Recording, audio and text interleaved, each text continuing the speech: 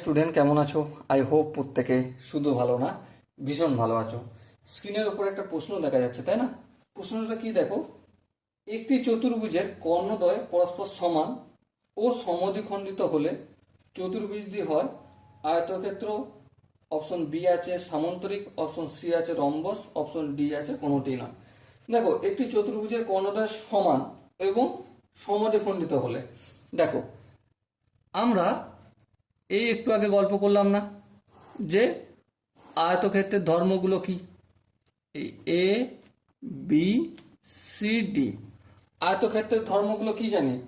আয়তক্ষেত্র হচ্ছে কর্ণদ্বয় পরস্পর সমান, মানে এসি কর্ণটা বিডি কর্ণের সঙ্গে সমান হবে। হ্যাঁ, এসি কর্ণ বিডি কর্ণের সঙ্গে ইকুয়াল হবে। বেশ। আর সমদ্বিখণ্ডিত হবে, মানে এই ও বি ওডি এর সঙ্গে ইকুয়াল, ও সি ও এর সঙ্গে ইকুয়াল, তাই না? সো এটা একমাত্র দেখা যায় আয়তক্ষেত্রে।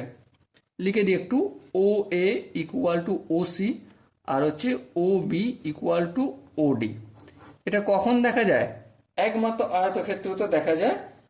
এটা সামান্তরিকও দেখা যায়, কিন্তু এই যে টার্মটা দিয়েছে, কন্ডিশনটা দিয়েছে যে দুটো কর্ণ পরস্পর সমান হবে, তখন তখন কিন্তু সামান্তরিকে দেখা যায় না এই কন্ডিশনটা।